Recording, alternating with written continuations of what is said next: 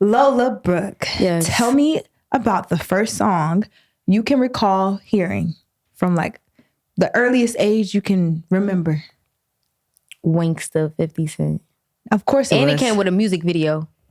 So Did. it was lit. Yeah, everything was set up. Yeah, I remember listening to the song, like, for me, it was, oh, this is what a rapper like looks like. Oh, this is what a gangster look like. Oh, this is what a New York guy looks like. Like, you know, like I could, like I've seen multiple, nobody could be 50 Cent, but Right. his aura, I've seen many New Yorkers like him and it was on fume. So I was like, yeah, I'm checking Do it. you know how old you was when that came out? I probably was like, Wanksta came out in 2002, I think.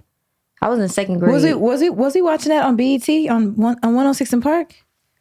I think it was a world premiere type of vibe. I'm Yeah, not too sure what platform it was, but I'm pretty sure the song came out in 2002 or 2003. And either way, I was in 2002, second grade, 2003, third grade. Would you say 50 is one of your influences? For sure. Of course. Yeah. OD. Of course. Yes. Oh, not to mention that she is from Brooklyn. I forgot to open it up with that because she represents Brooklyn You get me? hard. So hard. I live in Bed-Stuy now too. I'm a transplant, so I'm not a real person that's from Brooklyn. But I have a good time at all the block parties and my neighbors. You been to a block party? Yeah, my neighbors, like, they fuck with me. My neighbors fuck You with me. Well, legit. they took some of the buildings down and now they're kind of gentrified, but it's still, they're still there. Yeah. And they be looking out for me like that. Always. It's always like that in the style. Like, no matter where I moved at in the style, the building was always family orientated. So I always had somewhere to go. It was times where I was locked out the house. I had somebody house to go to just chill for the day.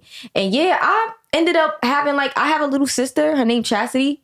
And she's not my real sister, but that's my blood. She's my sister. And I've created a bond with her because of her mom and her brother and grandparent that was downstairs on the first floor. And looking out for you. And that's my family. Like, to this day, I still go over there sometimes and try to tap in. Like, that's my family. I love them. Well, we love Brooklyn. We love Bed-Stuy for sure. OD. Speaking of family though, so other influences around you, what was your mom playing or your dad playing when you would be with either or one of them? Like, what were they playing around you that really made you start to be more curious about music?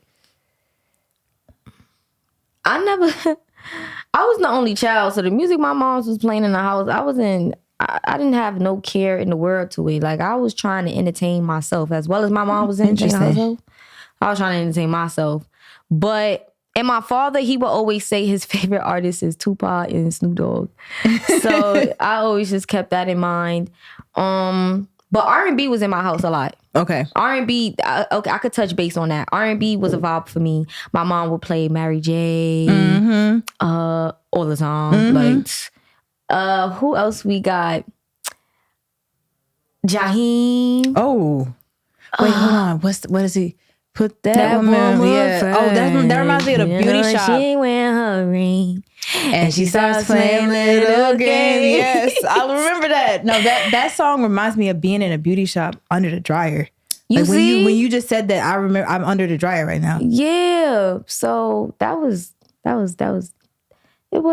pretty much my childhood. Just R&B music in the house and me just trying to figure out a way to entertain myself. Yeah. Yeah. Well, as the only child, I know you said that you would be outside a lot just because that was how you kind of interacted with people around, and instead of going to the mall, and I feel like I heard this in the interview, right? Going to the mall and stuff, you'd be on the porch. You was a porch baby. Yeah, I was definitely a porch baby.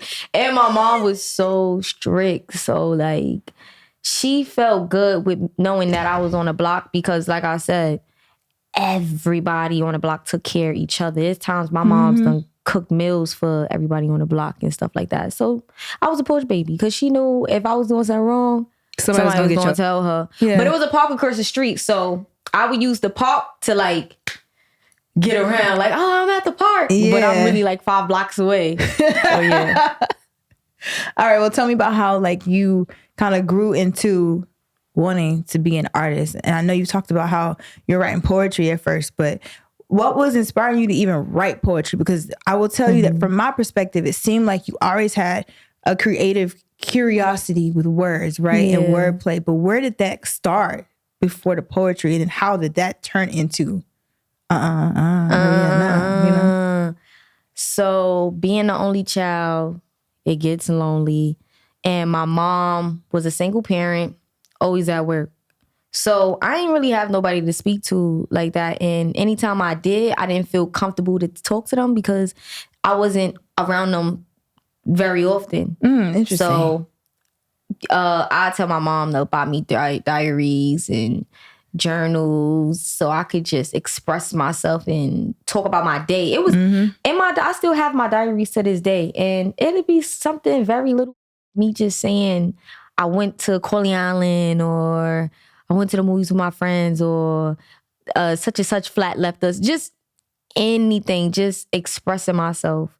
So it wasn't too much of me just being in my feelings, but it was just me expressing in general.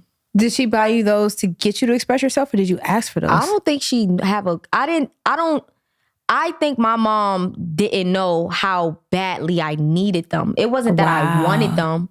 I needed it. Yeah. So she was just buying it because she probably think I'm just a young, you know how like young girls. We all had diaries. We all had diaries. My mama went through mine, I think. My mom's, I used to say things I used to say things just in case if she did look at it. Me too. So, and she would like, girl was invading my privacy and reading my stuff. But so then it turned into me being an artist because it starts to feel good. You know, when you learn that you could put these same words onto a beat. And now you can feel it. You're not just reciting yourself and listening. I fell in love with it. So, yeah. Well, I know you said you were staying down until you got up. Literally, like she come up. She been in the game for a minute. I remember when she came to visit SoundCloud, and I'm like pulling her back end up. It was you had a SoundCloud for like almost as long as SoundCloud was up. Like for real. I don't want to say the years because I don't want to get it wrong, but it's at least over 8-9 years. Oh, for sure. Like at the least. No, for sure. Definitely. It might be like 2013 when you started it.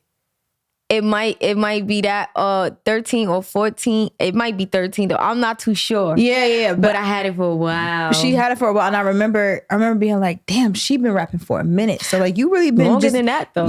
Right. But at least longer than that period. But like,